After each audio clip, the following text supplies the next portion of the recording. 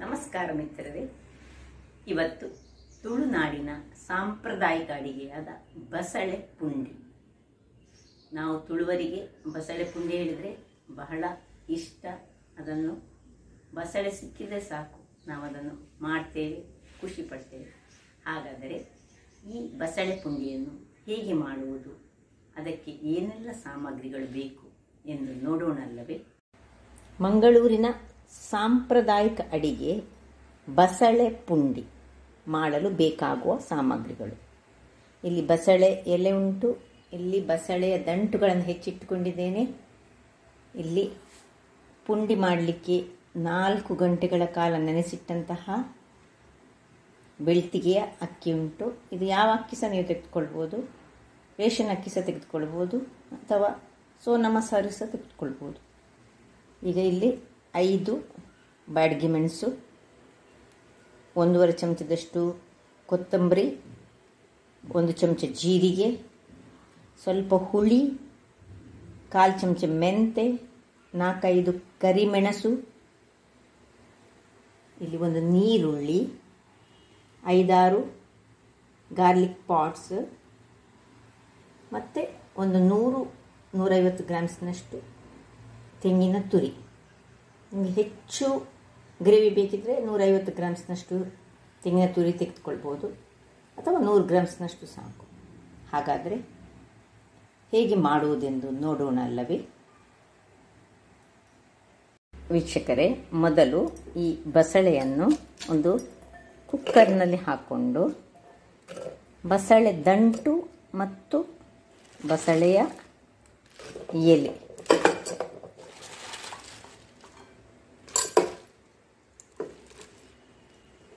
ಹಾಗೂ ಇದಕ್ಕೆ ಸ್ವಲ್ಪ ಉಪ್ಪು ಮತ್ತು ನೀರು, ಸ್ವಲ್ಪ ಉಪ್ಪು ಮತ್ತು ಸ್ವಲ್ಪ 1 ಲೋಟದಷ್ಟು ನೀರನ್ನು ಹಾಕಿ ನಾವು ಒಂದು ಕುದಿ ಬೇಯಿಸೋ. ವೀಕ್ಷಕರೇ, ಇಲ್ಲಿ ನೋಡಿ, ನಾನು ಗ್ಯಾಸನ್ನು ಉರಿಸಿಕೊಂಡು ಈ ಕುಕ್ಕರ್ನಲ್ಲಿ ಉಪ್ಪು ಹಾಗೂ ನೀರನ್ನು ಹಾಕಿ ಇದನ್ನು ಬೇಯಲಿಕ್ಕೆ ಇಡ್ತೇನೆ. ಕೇವಲ 1 ವಿಸಿಲ್ ಸಾಕು. 2 ಸಹ ಈ ದಂಟು ಮತ್ತು ಸೊಪ್ಪನ್ನು ನಾವು ಒಟ್ಟಿಗೆ ಬೇಯಿಸೋಣ. ಇಲ್ಲಿ ಕುಕ್ಕರಲ್ಲಿ ಬಸಳೆ ಬೇಯ್ತಾ ಇರುವಾಗ ನಾವಿಲ್ಲಿ ಮಸಾಲ ರೆಡಿ ಮಾಡೋಣ. ನಾನೊಂದು ಆಯನ್ ಪ್ಯಾನನ್ನು ಇಟ್ಕೊಂಡಿದ್ದೇನೆ ಗ್ಯಾಸಲ್ಲಿ. ಇದಕ್ಕೆ 1 ಚಮಚದಷ್ಟು ನಾವು ಎಣ್ಣೆಯನ್ನು ಹಾಕೊಳ್ಳೋಣ. ಈಗ ಎಲ್ಲ ಮಸಾಲ ಪದಾರ್ಥಗಳು ನಾನು ಇಟ್ಕೊಂಡಿದ್ದೇನಲ್ಲ, 5 ಬ್ಯಾಡಗಿ ಮೆಣಸು ಎಲ್ಲವನ್ನು ಸಹ ಸಣ್ಣ ಉರಿಯಲ್ಲಿ ನಾವು ಹುರಿಯೋಣ. ನೋಡಿ,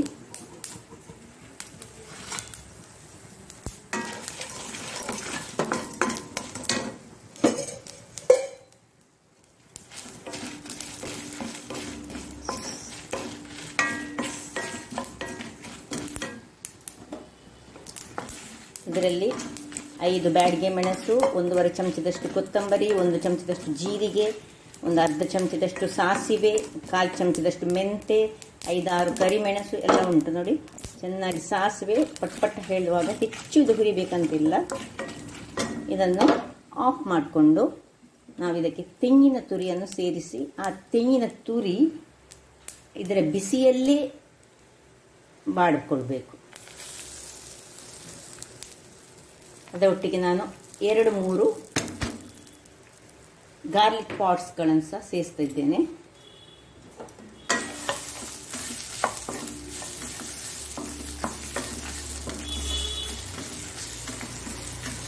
ಇದೀಗ ಆಫ್ ಮಾಡ್ಕೊಂಡಿದ್ದೇನೆ ನಾನು. ಇದು ಅದರ ಬಿಸಿಯಲ್ಲಿಯೇ ಇದಾಗಲಿ. ಸೊ ಹೆಚ್ಚು ಫ್ರೈ ಆಗಬೇಕಂತಿಲ್ಲ, ಮಸಾಲೆ ಲೈಟಾಗಿ ಫ್ರೈ ಆದರೆ ಸಾಕು. ಈಗ ಅದಕ್ಕೆ ಸ್ವಲ್ಪ ಹಲ್ದಿ ಪೌಡರನ್ನು ಹಾಕೊಳ್ಳೋಣ.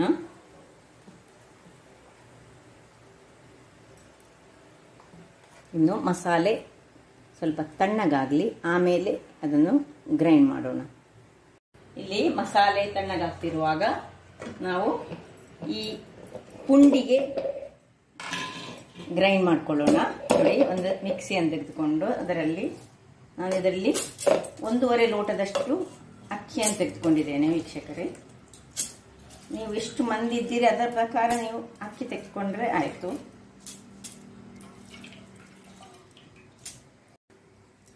ಅಕ್ಕಿಯ ನಂತರ ಸ್ವಲ್ಪ ತೆಂಗಿನ ತುರಿಯನ್ನು ಹಾಕೊಳ್ಳೋಣ. ಮತ್ತೆ ಸ್ವಲ್ಪ ಉಪ್ಪನ್ನು ಹಾಕೊಂಡು ಇದನ್ನು ನೀರು ಹಾಕಿ ಫೈನ್ ಪೇಸ್ಟ್ ಮಾಡ್ಕೊಳ್ಳೋಣ.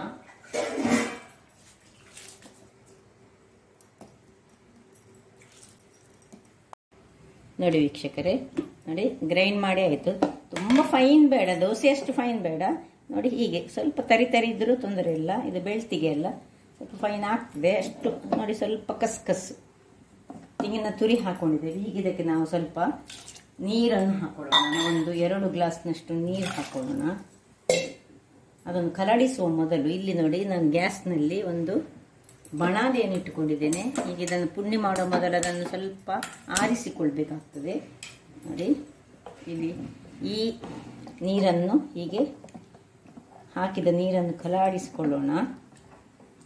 ಒಳ್ಳೆ ಸ್ವಲ್ಪ ತೆಳು ಆಗಬೇಕು. ತೆಳುವಾಗಿ ಈಗ ಅದನ್ನು ಆರಿಸಿಕೊಳ್ಳಿಕ್ಕೆ ಉಂಟು. ಉಪ್ಪು ಹಾಕಿದ್ದೇವೆ ನಾವು, ಇದಕ್ಕೆ ತೆಂಗಿನ ತುರಿ ಹಾಕಿದ್ದೇವೆ, ಮತ್ತು ಅಕ್ಕಿ. ಈಗ ಇದು ಬಿಸಿಯಾದ ಕೂಡಲೇ ಇದು ಹಾಕಿ ಮಾತ್ರ ಕೂಡಲೇ ತಿರುಗಿಸ್ತಾ ಇರಬೇಕು. ನಾವೀಗ ಇದನ್ನು ಪುಂಡಿ ಮಾಡಿಕೊಳ್ತಿದ್ದೇವೆ. ಯಾಕಂದರೆ ಬಸಳೆಗೆ ಇನ್ನು ಪುಂಡಿ ರೆಡಿ ಆಗ್ತಾ ಉಂಟು. ಬಸಳೆ ಬೇಯ್ತಾ ಉಂಟು. ಅಲ್ಲಿ ಒಂದು ವಿಸಿಲ್ ಆಗುವಾಗ ಈಗ ಆಫ್ ಮಾಡ್ತೇನೆ ನಾನು. ಒಂದೇ ವಿಸಿಲ್ ಸಾಕು ಬಸಳೆಗೆ. ನೋಡಿ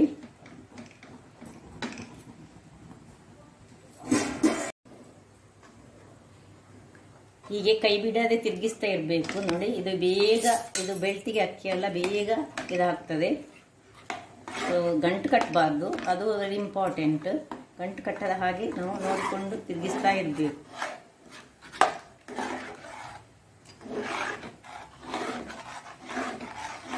ಒಂದು ಹದಕ್ಕೆ ತರಬೇಕು. ಈಗ ಇದಕ್ಕೆ 1-2 ಚಮಚದಷ್ಟು ಅಥವಾ 1-1.5 ಚಮಚದಷ್ಟು ಎಣ್ಣೆಯನ್ನು ಹಾಕೊಳ್ಳೋಣ.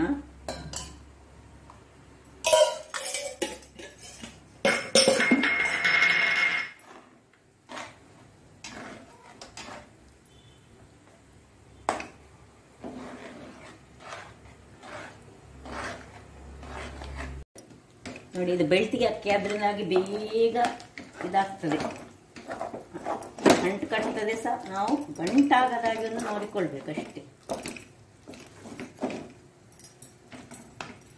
ನೋಡಿ ಹೀಗೆ ಆಯ್ತು. ನೋಡಿ ಇಷ್ಟಾಗುವಾಗ ಒಂದು ಇದನ್ನು ತೆಗೆದುಕೊಳ್ಳೋಣ.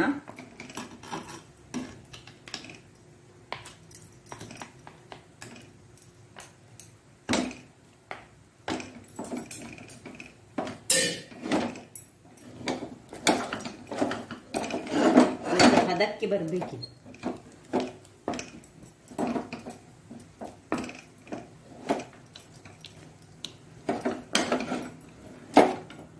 ಯಾಕೆ ಹೇಳಿದ್ರೆ ನಮಗೆ ಸಣ್ಣ ಸಣ್ಣದಾದ ಉಂಡೆಗಳನ್ನು ಕಟ್ಟಿಕೊಳ್ಳಿಕ್ಕೆ ಉಂಟು. ಈಗ ಸಾಕು, ಇಷ್ಟ ಆಗುವಾಗ ನಾವು ಆಫ್ ಮಾಡ್ಕೊಳ್ಳೋಣ. ಯಾಕಂದ್ರೆ ಇನ್ನೂ ಸಹ ಗಟ್ಟಿ ಆದ್ರೆ ಮತ್ತೆ ನಮಗೆ ಉಂಡೆ ಕಟ್ಟಲಿಕ್ಕೆ ಕಷ್ಟ ಆಗ್ತದೆ. ಮಿತ್ರರೇ, ಇದನ್ನು ಸ್ವಲ್ಪ ಈಗ ತಣ್ಣಗಾಗ್ಲಿಕ್ಕೆ ಬಿಡೋಣ. ಗ್ಯಾಸ್ ಆಗಲೇ ಆಫ್ ಮಾಡ್ಕೊಂಡಿದ್ದೇನೆ ನಾನು. ವೀಕ್ಷಕರೇ ನೋಡಿ, ಪೂರ್ತಿ ತಣ್ಣಗಾಗ್ಲಿಕ್ಕಿಲ್ಲ, ಸ್ವಲ್ಪ ಸ್ವಲ್ಪ ಬಿಸಿ ಬಿಸಿ ಇರುವಾಗಲೇ ನಾವು ಉಂಡೆ ಕಟ್ಕೊಳ್ಬೇಕಾಗ್ತದೆ. ನೋಡಿ ಸ್ವಲ್ಪ ತಣ್ಣಗಾಗಿದೆ. ಈಗ ನಾನೊಂದು ಸ್ವಲ್ಪ ನೀರನ್ನು ಇಟ್ಕೊಂಡಿದ್ದೇನೆ. ಕೈಗೆ ಸ್ವಲ್ಪ ನೀರನ್ನು ತಾಗಿಸಿಕೊಂಡು ಒಂದೊಂದೇ ನೋಡಿ ಹೀಗೆ ಸಣ್ಣದು ಮಾಡುವ. ಹೆಚ್ಚು ದೊಡ್ಡದು ಉಂಡೆ ಮಾಡೋದು ಬೇಡ. ಯಾಕೆಂದ್ರೆ ಇದು ಈಗ ಬಸಳೆ ಪುಂಡಿ. ನೋಡಿ ಇಷ್ಟೇ ರೌಂಡ್ ರೌಂಡ್ ಇದು ಸಣ್ಣ ಸಣ್ಣ. ನೋಡಿ ಎಷ್ಟು ಸಣ್ಣದು ಉಂಡೆ ಆಗ್ತದೆ ಅಷ್ಟು ಸಣ್ಣ ಸಣ್ಣ ಉಂಡೆ ಮಾಡಿಕೊಳ್ಳುದು. ನೋಡಿ ಒಳ್ಳೆ ಬೆಂದಿದೆ ಇದು ಇದರಲ್ಲಿ. ಇನ್ನೀಗ ಉಂಡೆ ಬೇಯಲಿಕ್ಕೆ ಇದರಲ್ಲಿ ಬಸಳೆಯಲ್ಲಿ ಬೇಯುವುದು. ಮತ್ತೆ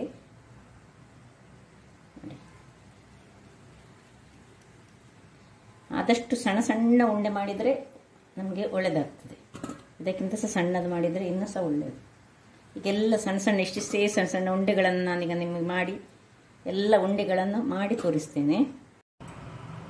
ನೋಡಿ ವೀಕ್ಷಕರೇ, ಎಲ್ಲ ಪುಂಡಿಗಳು ನೋಡಿ ಇಲ್ಲಿ ಸಹ ಎಲ್ಲ ರೆಡಿ ಆಯಿತು. ಸಣ್ಣ ಸಣ್ಣದಾಗಿ ನಾನು ಮಾಡಿದ್ದೇನೆ. ನಾವು ಪುಂಡಿ ಹೇಳೋದು ಕಡಬು. ಆ್ಯಕ್ಚುಲಿ ನೀವು ಬೇರೆಲ್ಲ ಕನ್ನಡದಲ್ಲಿ ಇದನ್ನು ಕಡಬು ಹೇಳ್ತೇವೆ ನೋಡಿ, ಎಲ್ಲ ಖಾಲಿ ಆಯ್ತು ನೋಡಿ, ಎಷ್ಟು ಒಳ್ಳೆಯದು. ಈಗ ಇದನ್ನು ಪಕ್ಕಕ್ಕೆ ಇಟ್ಟುಕೊಳ್ಳೋಣ. ಇನ್ನೀಗ ಈ ಮಸಾಲೆಯನ್ನು ಒಂದು ಮಿಕ್ಸಿಗೆ ಹಾಕಿ ನಾವೀಗ ಗ್ರೈಂಡ್ ಮಾಡಲಿಕ್ಕೆ ಉಂಟು. ಪುಂಡಿ ಇಲ್ಲಿ ರೆಡಿ ಉಂಟು. ಇಲ್ಲೀಗ ನಾವೀಗ ಮಿಕ್ಸಿಯಲ್ಲಿ ನೋಡಿ ಹುಳಿ ಮತ್ತು ಎಲ್ಲ ಮಸಾಲೆ ಹದವಾಗಿ ಫ್ರೈ ಮಾಡಿದಂತಹ ಎಲ್ಲ ಮಸಾಲೆಗಳನ್ನು ಹಾಕೊಳ್ಳೋಣ. ಹಾಕೊಂಡು ಸ್ವಲ್ಪ ನೀರು ಹಾಕಿ ನಾವು ಇದನ್ನು ಈಗ ಒಳ್ಳೆ ಫೈನ್ ಪೇಸ್ಟ್ ಆಗಬೇಕು. ಯಾವುದು ಈ ಮಸಾಲೆ, ನಾವು ಗ್ರೈಂಡ್ ಮಾಡುವಂತಹ ಮಸಾಲೆ ಉಂಟಲ್ಲ, ಅದು ಒಳ್ಳೆ ಫೈನ್ ಪೇಸ್ಟ್ ಆಗಿ ಬರಬೇಕು.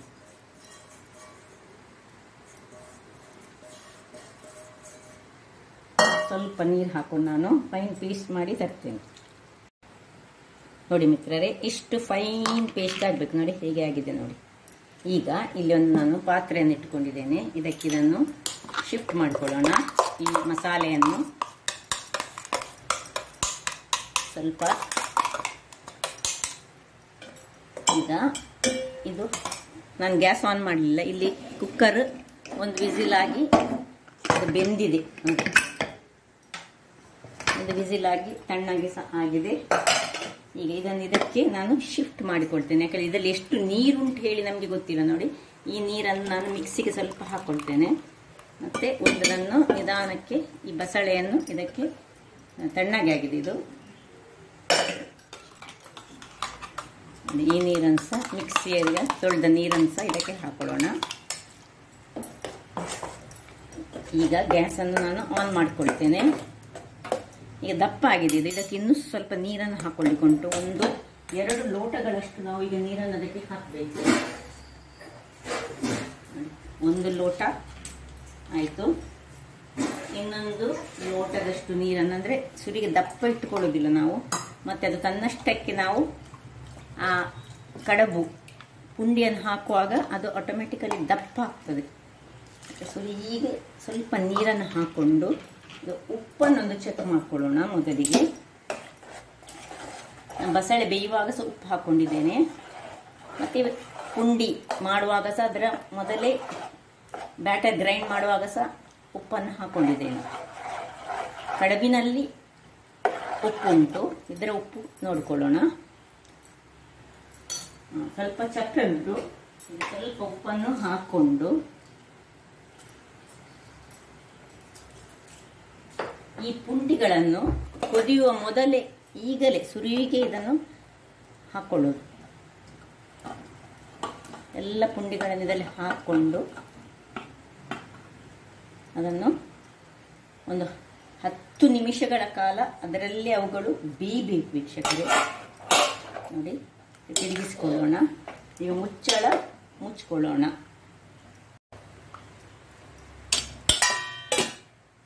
ಒಂದು 10 ನಿಮಿಷ 15 ನಿಮಿಷ ಅದರಲ್ಲೇ ಬೇಯಬೇಕು. ನೋಡಿ ವೀಕ್ಷಕರೇ, ನೋಡಿ ಒಳ್ಳೆ ಕುದಿ ಬರ್ತಾ ಉಂಟು. ನೋಡಿ, ಒಂದು ಚೆನ್ನಾಗಿ ಬೇಯ್ತಾ ಉಂಟು. ಈಗ ಈ ಹೊತ್ತಿನಲ್ಲಿ ನಾವು ಆಚೆ ಸೈಡ್ನಿಂದ ಇದಕ್ಕೊಂದು ಒಗ್ಗರಣೆಯನ್ನು ರೆಡಿ ಮಾಡುವ. ಇನ್ನೂ ಸಹ ಆಗಲಿಲ್ಲ ಇದು. ಈಗ ಸ್ವಲ್ಪ ತಿರುಗಿಸಿಕೊಂಡು ನಾವು, ಬಸಳೆ ಆಲ್ರೆಡಿ ಬೆಂದಿದೆ. ಈಗ ಈ ಪುಂಡಿ ನೋಡಿ ಅದರಲ್ಲೇ ಚೆನ್ನಾಗಿ ಬೇಯಬೇಕು. ಆಲ್ರೆಡಿ ಅದು ನಾವು ಆರಿಸುವಾಗ ಬೆಂದಿದೆ, 3/4 ವಾಶಿ ಬೆಂದಿದೆ. ಈಗ ಉಳಿದ 1/4 ವಾಶಿ ಇದರಲ್ಲಿ ಬೇಯಬೇಕು. ಅದು ನೋಡಿ ದಪ್ಪ ಆಗ್ತಾ ಬಂದು, ನಾನು ಹೇಳಿದರೆ ನೋಡಿ ಹೇಗೆ ದಪ್ಪ ಆಯ್ತು ನೋಡಿ. ಇಲ್ಲಿ ಬೇಕಿದ್ರೆ ನೀವು ಸ್ವಲ್ಪ ನೀರು ಸೇರಿಸ್ಕೊಳ್ಬೋದು. ಈಗ ಸ್ವಲ್ಪ ಸಣ್ಣ ಉರಿ ಮಾಡಿಕೊಂಡು ನಾವು ಇದನ್ನು ಸ್ವಲ್ಪ ಸಿಮ್ಮಲ್ಲಿ ಇಟ್ಕೊಳ್ಳೋಣ. ಇನ್ನು 5 ನಿಮಿಷ ಸಿಮ್ಮಲ್ಲಿ ಇರಲಿ. ಇಲ್ಲಿ ನಾವು ಅದಕ್ಕೆ ಒಗ್ಗರಣೆಗೊಂದು ರೆಡಿ ಮಾಡಿಕೊಳ್ಳೋಣ. ಸ್ವಲ್ಪ ಒಂದು 2-3 ಚಮಚಗಳಷ್ಟು ತೆಂಗಿನ ಎಣ್ಣೆ ಬಿಸಿಯಾಗಲಿ. ವೀಕ್ಷಕರೇ ನೋಡಿ, ಎಣ್ಣೆ ಸ್ವಲ್ಪ ಬಿಸಿಯಾಗಿದೆ. ಈಗ ನಾನು ಸ್ವಲ್ಪ ಆಗ ಬೆಳ್ಳುಳ್ಳಿ 2 ಬೆಳ್ಳುಳ್ಳಿಯನ್ನು ನಾನು ಮಸಾಲೆಗೆ ಹಾಕಿದ್ದೆ. ಉಳಿದ ಬೆಳ್ಳುಳ್ಳಿಯನ್ನು ನೋಡಿ ಕಟ್ ಮಾಡಿ ಹಾಕ್ಕೊಳ್ತಿದ್ದೇನೆ. ಮತ್ತು ಒಂದು ಇಡೀ ದೊಡ್ಡ ನೀರುಳ್ಳಿಯನ್ನು ಸಣ್ಣದಾಗಿ ಹೆಚ್ಚಿಟ್ಟುಕೊಂಡು ನೋಡಿ, ಈ ಒಗ್ಗರಣೆಯ ಪರಿಮಳವೇ ಆ ಒಂದು ಬಸಳೆ ಪುಂಡಿಯನ್ನು ಇನ್ನೂ ಸಹ ನಮಗೆ ತಿನ್ನುವ ಅಂತ ಹೇಳ್ತದೆ. ಅದನ್ನು ಈಗ ಈ ಒಗ್ಗರಣೆ ನೋಡಿ, ಈ ರೀತಿ ಒಗ್ಗರಣೆ ಕೊಟ್ಟರೆ ಬಹಳ ಚೆನ್ನಾಗಿರ್ತದೆ. ಇದು ಒಳ್ಳೆ ಕಲರ್ ಬರಬೇಕು, ಬ್ರೌನ್ ಕಲರ್ ತನಕ ಇದನ್ನು ನಾವು ಫ್ರೈ ಮಾಡಬೇಕು. ಇನ್ ಬಿಟ್ವೀನ್ ನಾವು ಸ್ವಲ್ಪ ಇದಕ್ಕೆ ಕರಿ ಲೀವ್ಸ್ ಹಾಕ್ಲಿಕ್ಕೆ ಉಂಟು, ಸ್ವಲ್ಪ ನಂತರ ಕೊನೆಯ. ವೀಕ್ಷಕರೇ ನೋಡಿ, ಇಷ್ಟು ಸ್ವಲ್ಪ ಕಲರ್ ಚೇಂಜ್ ಆಗುವಾಗ ಆನಿಯನ್ ಇದು ನಾವು ಈ ಕರಿ ಲೀವ್ಸನ್ನು ಹಾಕೋಣ. ಇನ್ನೂ ಸ್ವಲ್ಪ ಕಾಯಬೇಕು. ನಾನು ದೊಡ್ಡ ಉರಿ ಇಟ್ಟುಕೊಳ್ಳಿಲ್ಲ, ಸಣ್ಣ ಅದಾ ಉರಿಯಲ್ಲಿ, ಮೀಡಿಯಂ ಉರಿಯಲ್ಲಿ ಇಟ್ಟುಕೊಂಡಿದ್ದೇನೆ. ದೊಡ್ಡ ಉರಿ ಆದರೆ ಕರೆಕ್ಟ್ ಹೋಗ್ತದೆ.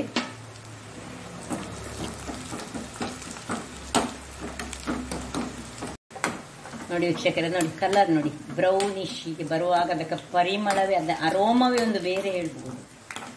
ನೋಡಿ ಈ ಕಲರ್ ಬರುವಾಗ ಇಲ್ಲಿ ಇದನ್ನು ಆಫ್ ಮಾಡ್ಕೊಳ್ತೇನೆ ನಾನು. ಇಲ್ಲಿ ನೋಡಿ ಇದು ಸಹ ಆಯಿತು. ಇದು ಸಣ್ಣ ಉರಿಯಲ್ಲಿ ಒಂದು ಒಟ್ಟು 15ರಿಂದ 20 ನಿಮಿಷ ಇತ್ತದು. ಈಗ ಇದನ್ನು ತೆಗಿತೇನೆ, ಆಫ್ ಮಾಡಿದ್ದನ್ನು ಇದನ್ನು ಆಫ್ ಮಾಡಿಕೊಳ್ತಿದ್ದೇನೆ. ಎರಡನ್ನು ಆಫ್ ಮಾಡಿಕೊಂಡು ನೋಡಿ, ಇದರ ಪರಿಮಳವೇ ಒಂದು ಬೇರೆ. ಈ ಒಂದು ಆನಿಯನನ್ನು ತೆಂಗಿನ ಎಣ್ಣೆ ಅಥವಾ ತುಪ್ಪದಲ್ಲಿ ಹೀಗೆ ಬ್ರೌನ್ ಕಲರ್ ಮಾಡಿದರೆ ಉಂಟಲ್ಲ, ಅದು ಸಹ ನಾವು ಕೈ ಆಡಿಸ್ತಾ ಇರಬೇಕು, ಕರಗಬಾರ್ದದು. ಅದರಲ್ಲಿ ಇರುವ ಚಂದವೇ ಬೇರೆ. ನೋಡಿ ಹೇಗೆ ಚಂದ ಬಂದಿದೆ ನೋಡಿ, ರುಚಿ ಸಹ ಅಷ್ಟೇ ಚೆನ್ನಾಗಿರ್ತದೆ ವೀಕ್ಷಕರೇ. ನೋಡಿ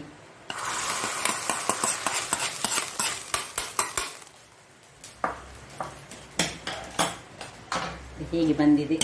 ಇನ್ನೀಗ ಸರ್ವ್ ಮಾಡೋಣ. ಇದು ಆಕ್ಚುಲಿ ರಾತ್ರಿ ಮಾಡಿಟ್ಟು ಬೆಳಿಗ್ಗೆ ತಿಂದರೆ ಬಹಳ ಚೆನ್ನಾಗಿರ್ತದೆ. ಇದನ್ನು ಉಪಹಾರವಾಗಿ ಅಥವಾ ಊಟದೊಂದಿಗೆಯೂ ಇದನ್ನು ನಾವು ಸವಿಯಬಹುದು. ನೋಡಿ ಈಗ ನಾನು ಸರ್ವ್ ಮಾಡ್ತಿದ್ದೇನೆ. ಬಸಳೆ ಸಹ ಉಂಟಿದ್ರಲ್ಲಿ. ನಿಮ್ಗೆ ಇಷ್ಟು ದಪ್ಪ ಬೇಡದಿದ್ದರೆ ನೀವು ಇದನ್ನು ನೀರು ಸಹ ಮಾಡಿಕೊಳ್ಬಹುದು ವೀಕ್ಷಕರೇ. ನೋಡಿ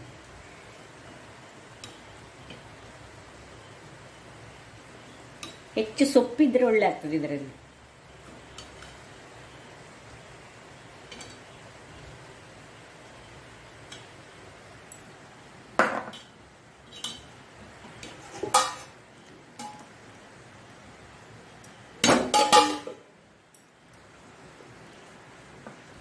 ನೋಡಿದ್ರಲ್ಲ ವೀಕ್ಷಕರೇ, ನೋಡಿ ಹೇಗೆ ಬಂದಿದೆ ನೋಡಿ. ಇಷ್ಟು ದಪ್ಪದಲ್ಲಿ ಸಹ ಮಾಡ್ಬೋದು, ಬೇಕಿದ್ರೆ ಸ್ವಲ್ಪ ನೀರು ಹಾಕಿದ ನೀರು ಮಾಡಿಕೊಳ್ಬೋದು. ಹಾಗಾದರೆ ನನ್ನ ಈ ಕುಕಿಂಗ್ ಚಾನಲ್ ನಿಮಗೆ ಇಷ್ಟ ಆದರೆ ಬೋಳೂರು ಸುವರ್ಣ ಚಾನಲನ್ನು ಲೈಕ್ ಮಾಡಿ, ಶೇರ್ ಮಾಡಿ ಹಾಗೂ ಸಬ್ಸ್ಕ್ರೈಬ್ ಮಾಡಿ ಹಾಗೂ ನನ್ನ ಇನ್ಸ್ಟಾಗ್ರಾಮ್ ಪೇಜನ್ನು ಫಾಲೋ ಮಾಡಿ. ಧನ್ಯವಾದಗಳು.